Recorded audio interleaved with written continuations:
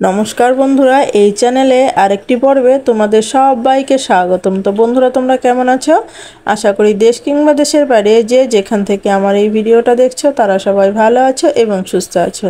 তো বন্ধুরা, প্রতিদিনের কাজগুলো যদি আমরা কিছু টিপস ফলো করে চলি তাহলে কিন্তু আমাদের সংসারে কিছুটা আয়ও হয় এবং নিজেদের জন্য কিছুটা সময় বের করতে পারি। তো তারই কিছু জানা অজানা টিপস নিয়ে চলে এসেছি এবং সাথে নিয়ে এসেছি নতুন একটি ধাঁধা। তো চলো বন্ধুরা, দেরি না করে টিপসগুলো দেখে ফেলি। বন্ধুরা, আমরা যখন নতুন শার্ট বা গেঞ্জি কিনে নিয়ে আসি তখন এইগুলোর বোতামগুলো কিন্তু একটু লুজ থাকে, আর লুজ থাকে এই বোতামগুলো যদি আমরা একটু খেয়াল না করি তাহলে কিন্তু খুলে পড়ে যায়।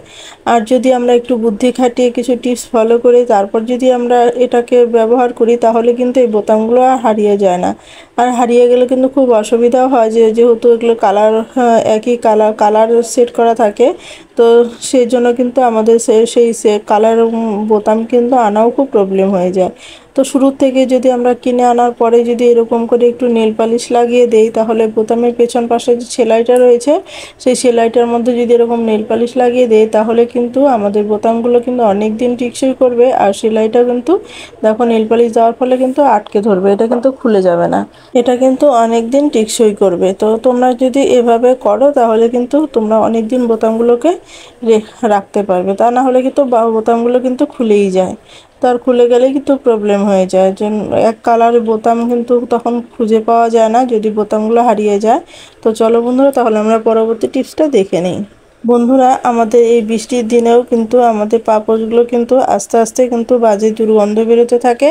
যেহেতু এটা ধোয়া যাচ্ছে না, রোদে দেওয়া যাচ্ছে না, তো এটা দিয়ে কিন্তু বাজে দুর্গন্ধ বেরোতে থাকে।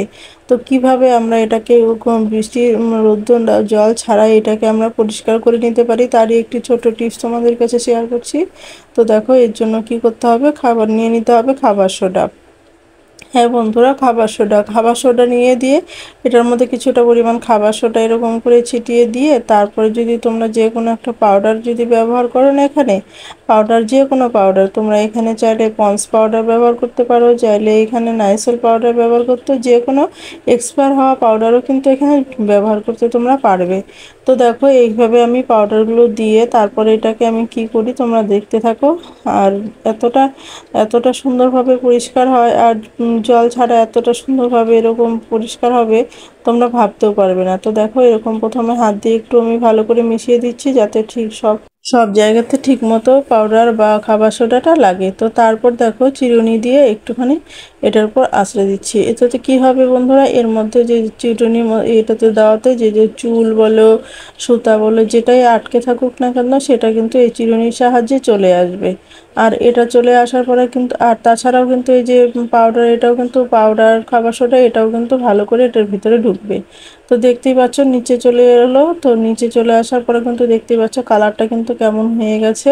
তো নোংরা নোংরা কালারটা হয়ে গেছে, তো দেখতেই পাচ্ছ। তো এভাবে কিন্তু আমরা ঘরেই কিন্তু এই পাপোশটাকে জল ছাড়াই কিন্তু এটাকে আমরা পরিষ্কার করে নিতে পারি।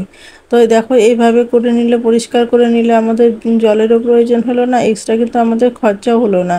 তো দেখো, এটা তোমরা যদি যে পাউডার ব্যবহার করো না অর্থাৎ এক্সপায়ার হয়ে গেছে সেটাও কিন্তু তোমরা ইউজ করতে পারো এখানে। তাহলে বন্ধুরা, তোমাদের কাছে টিপসটি কেমন লেগেছে? তো ভালো লাগলে একটা লাইক করে দিও। তো চলো বন্ধুরা, আমরা পরবর্তী টিপসটা দেখে নেই। তো বন্ধুরা, আমাদের ঘরে যে আমরা সুই সুতা অনেকে আছে যে সুই সুতা আমরা পরাতে গেলে, সুইয়ের মধ্যে সুতা পরাতে গেলে এটা কিন্তু আমাদের একদম খুব কঠিন ব্যাপার হয়ে যায়। তো আজকাল কিন্তু আর বয়স্ক লাগে না, যে বয়স্ক হলে যে সুতো পরাতে পারবে না সেরকম কোনো ব্যাপার নেই। তো এখন কম বয়সীরাও কিন্তু সুতো পরানোটা খুব কঠিন ব্যাপার হয়ে যায় তাদের পক্ষে।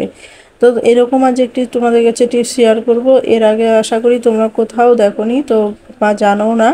তো তোমরা কে কে জানো আগের থেকে সেটা আমাকে কমেন্ট করে অবশ্যই জানিয়ে দিও। তো সেটা জানলে আজ কমেন্ট, যারা জানো না তারা যদি আজ জানো তাহলে তোমাদের কোনো রকমই অসুবিধা হবে না সূচে সুতো পরানো। খুব অল্প সময়ের মধ্যে, খুব সেকেন্ডের মধ্যেই আমরা সুতো পরাতে পারবো। তো কি করতে হবে বন্ধুরা, নিয়ে নিতে হবে একটু আঠা, সামান্য পরিমাণ আঠা সুতোর মাথার মধ্যে সামান্য পরিমাণ একটু লাগিয়ে নিলাম। দেখো, সামান্য পরিমাণ লাগিয়ে নেওয়াতেই সুতোর মাথাটা কিন্তু একদম স্ট্রেট হয়ে গেল, অর্থাৎ সোজা হয়ে গেল। এখন আমাদের সুতো পরানোটা কিন্তু খুব সোজা হয়ে যাবে। দেখো, তোমার সেকেন্ডের মধ্যে কীরকম করে লাগিয়ে দেই, একদম অল্প সময়ের মধ্যেই এটা লাগিয়ে ফেলতে পারবো, কোনো রকমই অসুবিধা হবে না। তো দেখতেই পাচ্ছ খুব কম সময়ের মধ্যে কিন্তু আমাদের সূচে সুতো পরানো হয়ে গেল। তো তোমাদের কাছে টিপসটি কেমন লেগেছে বন্ধুরা? ভালো লাগলে একটা লাইক করে দিও, আর বন্ধু বান্ধবদের কাছে শেয়ার করতে একদমই ভুলো না। তো চলো বন্ধুরা, তাহলে আমরা পরবর্তী টিপসটা দেখে নিই। বন্ধুরা, আমাদের যখন রসুন ছুলতে হয় তখন কিন্তু আমাদের যখন প্রতিদিন রান্নার রসুন ছুলতে যাই, সেটাও কিন্তু আমাদের একদম কঠিন ব্যাপার হয়ে যায়। রসুন ছুলতে গিয়ে হয়তো আঙুলের মাথাগুলো ব্যথা করে, আঙুলটাগুলো ব্যথা হয়ে যায়। তো কিভাবে রসুনগুলো ছুলবো আমরা? যদি অনেক রসুন আমাদের ছুলতে হয়, বা আত্মীয় স্বজন চলে এলো, হয়তো অনেক রসুন ছুলতে হলো, বা কোনো কারণবশত হয়তো বাড়িতে আমাদের একটু লোকজন বেশি হলো, সেটা আমাদের রসুন অনেকগুলো ছুলতে হলো। তো কিভাবে ছুললে আমাদের নখগুলো ব্যথা করবে না, হাতের নখগুলো ব্যথা করবে না, তো কি তারই একটি ছোট টিপস তোমাদের কাছে শেয়ার করছি। আশা করি তোমাদের খুব ভালো লাগবে এবং পছন্দ হবে, তোমাদের অনেক উপকারও হবে। তো তার জন্য কি করতে হবে, প্রথমে আমি দেখো রসুনগুলোকে একটু ছাঁকনির সাহায্যে হালকা করে আমি একটু গরম করে নিচ্ছি। প্রথমে রসুনগুলোকে একটু গরম করে নিয়ে, তোমরা যদি এইভাবে অনেকগুলো রসুন হালকা করে গরম করে নিয়ে তারপর তোমরা রসুনটাকে ছুলে নাও, তাহলে কিন্তু খুব সহজেই আমরা কিন্তু চটপট করে রসুনটাকে ছুলে নিতে পারবো। তো কিভাবে এটা, রসুনটাকে হালকা গরম করে নেওয়ার পর আমরা বন্ধুরা দেখো এরকম করে নিচ্ছি, ঝাঁকিয়ে ঝাঁকিয়ে যে রসুনের আলগা হয়েছিল সেগুলো কিন্তু পড়ে গেল। আর এখন আমি এই রসুনের কোয়াগুলো কিভাবে ছাড়াবো, তো দেখো তোমাদেরকে আমি ছাড়িয়েও দেখাচ্ছি। এই যে ব্রাশটা রয়েছে, ব্রাশের পেছন পাশটা রয়েছে, এটা কিন্তু এবড়ো খেবড়ো হয়ে থাকে। তো এই পাশটা দিয়ে কিন্তু খুব সহজেই আমরা রসুনের খোসাগুলো ছাড়িয়ে নিতে পারবো। তো দেখো কত সুন্দরভাবে এটা আমরা রসুনের খোসাগুলো ছাড়িয়ে নিতে পারছি। আর খুব অল্প সময়ের মধ্যে আমরা কিন্তু কেজি কেজি রসুনের খোসা এই ব্রাশের সাহায্যে ছাড়িয়ে নিতে পারবো। দেখতেই পাচ্ছ কত সহজেই কিন্তু আমরা রসুনের খোসাগুলো ছাড়াতে পারছি। তো বন্ধুরা, চলো রসুনের খোসা ছাড়াতে ছাড়াতে আজকে যে ধাঁধাটি রয়েছে সেই ধাঁধাটি আজকে জেনে নেই। তো বন্ধুরা, আজকের ধাঁধা হলো, কোন জিনিস আমরা 1 ঘন্টা ধরে চিবিয়ে চিবিয়ে খাই তবুও পেট ভরে না? তো বন্ধুরা, যদি ধাঁধার উত্তরটি জানা থাকে তাহলে কমেন্ট করে অবশ্যই জানিয়ে দিও। আর ভিডিওটি দেশের কোন কোন জায়গা থেকে আমার এই ভিডিওটা দেখছো তাও যদি কমেন্ট করে জানাও, তাহলে আমি তোমাদের ধন্যবাদ জানাতে পারতাম। তো বন্ধুরা, তোমরা অবশ্যই কমেন্ট করে জানিয়ে দিও, কমেন্টের মাধ্যমে তোমরা কোন জায়গা থেকে দেখছো সেটা জানিয়ে দিও। তো দেখো খুব সহজে কিন্তু আমরা রসুনের খোসাগুলো খুব তাড়াতাড়ি কিন্তু স্বল্প সময়ের মধ্যে আমরা এটা ছাড়িয়ে নিতে পারছি। তো এভাবে কিন্তু কেজি কেজি রসুনের খোসা আমরা এই ব্রাশের সাহায্যে কিন্তু ছাড়িয়ে নিতে পারবো। তোমাদের কাছে টিপসটি কেমন লেগেছে? তো বন্ধুরা, ভালো লাগলে লাইক কমেন্ট শেয়ার করে দিও। আর এই ভিডিওতে যদি কেউ নতুন হয়ে থাকো তাহলে সাবস্ক্রাইব করে আমার পাশে থেকো এরকম নিত্য নতুন ভিডিও পাওয়ার জন্য। তো বন্ধুরা দেখো, খুব অল্প সময়ের মধ্যেই আমার রসুনের খোসা ছাড়ানো হয়ে গেল। বন্ধুরা, তোমাদের যদি এই টিপসটি কারো জানা থাকে তাহলে কমেন্ট করে জানিয়ে দিও যে এই টিপসটি তোমরা আগের থেকেই জানতে।